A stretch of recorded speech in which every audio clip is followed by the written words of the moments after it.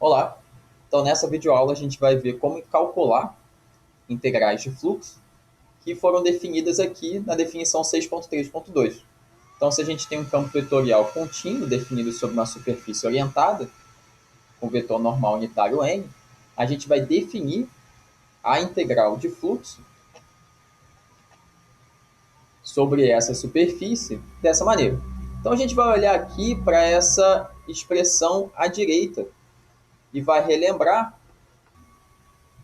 que esse produto escalar que aparece aqui, ele é um escalar. Então, quando a gente compara com esse teorema já visto de cálculo de integrais de superfície, essa integral à direita coincide com essa integral do teorema 6.2.1. E esse produto escalar aqui faz o papel da função escalar f do teorema de baixo. Então, claro que aqui em laranja a gente tem uma função escalar que tem todo um contexto vetorial, e aqui ela está escrita com uma notação um pouco diferente da função escalar de baixo. Mas a integral à direita, ela é uma integral de superfície do teorema 6.2.1 com uma função escalar bem particular, que é essa que vem de um produto escalar.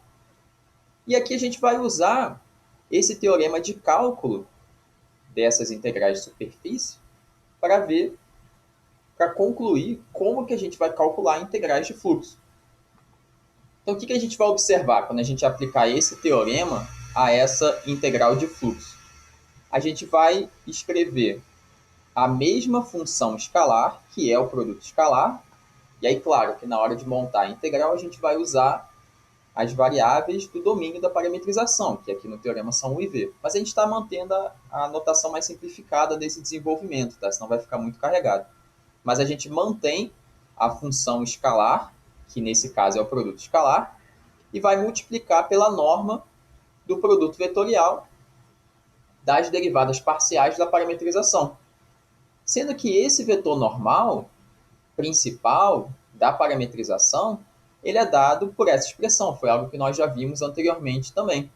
Então, sendo esse termo não nulo, a norma do produto vetorial, a gente consegue fazer a simplificação e todo esse termo que vai aparecer dentro da integral dupla vai ser o produto escalar do campo vetorial f pelo produto vetorial das derivadas parciais. E essa é a ideia por trás do nosso teorema 6.3.2. Se a gente tem uma superfície parametrizada e tem um vetor normal unitário n, com orientação coerente, né, positivo, se f é o campo vetorial com funções componentes contínuas, então a integral de superfície, que está lá na definição 6.3.2, se calcula da maneira que a gente viu agora há pouco, fazendo a integral dupla desse produto escalar entre o campo vetorial f e esse produto vetorial das derivadas parciais. E é isso que a gente vai ver no exemplo a seguir. Então, aqui nesse exemplo, a gente vai calcular o fluxo desse campo vetorial, que está representando o campo de velocidade do fluido nesse problema, através desse paraboloide, a parte dele que está situada acima do plano XY. E a gente vai considerar que essa superfície está orientada da seguinte maneira, os vetores normais estão apontando para cima. Então, vocês podem dar um pause no vídeo e tentarem visualizar essa superfície e a orientação dela, e tentar fazer também uma parametrização. E a gente já retorna colocando já a superfície parametrizada. Bem, então esse paraboloide ele é côncavo para baixo, e ele tem vértice aqui no eixo Z igual a 1. É o que a gente obtém quando x é igual a 0 e y é igual a 0. Então, a parte desse paraboloide situado acima do plano XY tem um esboço que está aqui. E os vetores normais apontando para cima também já estão aqui na figura. A parametrização pode ser feita da seguinte maneira. Então, a gente vai manter essa equação para a variável z, só que a projeção no plano XY dessa superfície vai ser um círculo. Então, a gente vai usar coordenadas polares no plano XY, ou seja, coordenadas cilíndricas de R3.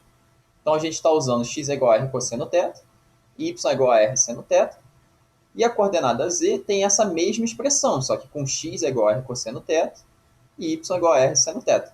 Manipulando, a gente chega a z igual a 1 menos r ao quadrado. E qual o domínio de integração? qual é o domínio da parametrização? O domínio vai ser aquele que descreve a região correspondente no plano XY, a projeção da superfície que a gente já comentou, que é um círculo, nesse caso de raio 1. Então, os intervalos para R e θ podem ser esses aqui. Então, quando a gente usa coordenadas polares, existem algumas possibilidades que estão corretas, mas essa aqui é o suficiente para a gente. Então, se vocês observarem nas notas de aula, esse exercício está resolvido da mesma forma, só que com a notação de U e V, ao invés de R e θ. Então, você pode usar coordenadas U e V ou coordenadas R e θ, tanto faz. Bem, e agora vocês podem tentar montar a integral dupla conforme o teorema 6.3.2. Então, o que vocês podem fazer? Vocês podem começar por esse termo aqui entre parênteses. Vocês podem calcular as duas derivadas parciais em relação a R e em relação a θ. Vocês vão obter dois vetores, fazer o produto vetorial e aí vocês vão obter esse termo à direita, né? Aqui entre parênteses. E vocês vão ter que fazer o produto escalar com esse campo vetorial f.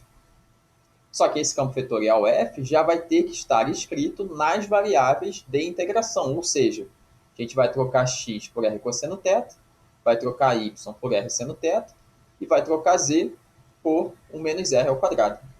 Então, tentem fazer as derivadas parciais, o produto vetorial e o produto escalar depois e tentem chegar na integral montada, que é o que a gente vai fazer na sequência. Bem, então o produto vetorial ele vai conter dois vetores que são a derivada parcial em relação a r e a derivada parcial em relação a θ. Derivada parcial em relação a r vai ser cosseno θ, seno θ e menos 2r. E a derivada em relação a θ vai ser r que multiplica menos seno θ, r cosseno θ, e a coordenada z não depende de θ, então essa derivada parcial é zero. E fazendo o produto vetorial, fazendo o determinante, a gente vai chegar nessa expressão aqui para o produto vetorial das derivadas parciais. Então, o que é muito importante aqui a gente verificar a respeito da orientação da superfície? Esse vetor produto vetorial, ele é o vetor normal que vai aparecer lá na integral montada. Então, aqui a gente tem que observar se esse vetor normal ele coincide com a orientação dada no enunciado. Então, a gente consegue ver por aqui, pela coordenada z, pela componente k, a gente tem uma componente r, onde r é maior ou igual a zero. Ou seja, essa componente z do vetor normal, de um modo geral, ela é positiva. Então, esses vetores, de fato, apontam para cima, conforme o enunciado pede. Se nós tivéssemos obtido a orientação contrária, sem problema nenhum, a gente poderia manter a orientação, montar a integral de fluxo do mesmo jeito, só que como a gente tem uma orientação contrária àquela que está sendo pedida, a gente tem que multiplicar a integral de fluxo por menos 1 para obter a integral que está sendo pedida no enunciado, parecido com o que a gente viu em integrais de linha de campos vetoriais, um pouco mais atrás da nossa disciplina. E agora a gente vai calcular esse termo que vai aparecer dentro da integral dupla, que é o produto escalar entre o produto vetorial que a gente acabou de calcular e o campo vetorial f. Esse campo vetorial denunciado, a gente já vai escrever em função das variáveis de integração. Ou seja, a gente vai substituir aqui na primeira coordenada, que é igual a y, a gente vai substituir r seno θ. Por isso que está aparecendo aqui. Essa coordenada x, que aparece na componente j, a gente tem x é igual a r cosseno θ. Então, é isso que apareceu aqui. E essa coordenada z é igual a 1 menos r ao quadrado. Então, esse primeiro termo, que eu destaquei em verde, ele é o campo vetorial f, certo? O segundo termo é o produto vetorial das duas derivadas parciais que a gente fez aqui em cima. 2r ao quadrado cosseno θ, 2r ao quadrado seno θ e r. E agora a gente vai fazer o produto escalar, ou seja, produto de x com x y com y, z com z, e a soma do resultado de todos esses produtos. E é esse o resultado que a gente obtém. Então aqui a gente vai obter 2r ao cubo, seno θ, cosseno θ, e no segundo produto também, 2r ao cubo, seno θ, cosseno θ. Somando, a gente obtém 4r ao cubo, seno θ, cosseno θ. E aqui, na coordenada z, fazendo a distributiva, a gente vai ter r menos r ao cubo. Então, na hora de montar a integral de fluxo, que é pedida no enunciado, lembrando que essa maneira aqui de escrever é simplesmente uma notação para a mesma integral que está aqui no teorema, a função que vai ser integrada é o produto escalar que a gente acabou de calcular, que é esse aqui. E como é que a gente vai montar essa integral? Nas duas variáveis da parametrização, que são r e θ. Então, a gente pode fazer na ordem de integração dr dθ, por exemplo, onde r e θ pertencem ao domínio que estava aqui agora há pouco. O r vai de 0 até 1 e o θ vai de 0 até 2π. Então, é só concluir aqui os cálculos, e vocês podem observar nas notas de aula também, para calcular o fluxo que é pedido nesse exemplo. E uma observação importante, a gente não precisa, não pode incluir o jacobiano aqui nessa resolução da maneira que a gente fez. Por quê? O jacobiano, ele não aparece sempre que a gente usa r-θ. O jacobiano ele aparece quando a gente faz uma mudança de variáveis em uma integral dupla. Então aqui a gente não mudou de variáveis em nenhum momento. A gente adotou a r-θ desde o começo, usou essas variáveis para a parametrização, calculou tudo usando r-θ, e a gente montou, na verdade, essa integral dupla, a gente montou essa integral de fluxo usando as variáveis r e θ. Então, quando a gente mantém esse mesmo par de variáveis, quando a gente mantém esse sistema de coordenadas desde o começo até a montagem da integral, a gente não inclui esse jacobiano. Em que situação que a gente usaria o jacobiano? Se você monta essa integral de fluxo dessa maneira, e aqui no passo seguinte você decide mudar as variáveis de integração. Então, se daqui você decide passar a sua integral dupla para as variáveis y e x, nessa mudança em azul você inclui o jacobiano, se você fizer. E da mesma forma, se você monta nas variáveis y e x, e você decide trocar para r-θ depois de já montar a integral de fluxo, aí você usa o jacobiano.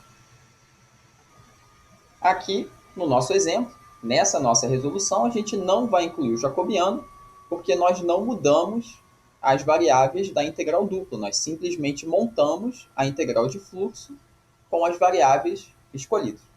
Então, leiam as notas de aula, tanto a parte teórica quanto a resolução dos exercícios, e verifiquem no Moodle quais são as atividades dessa semana.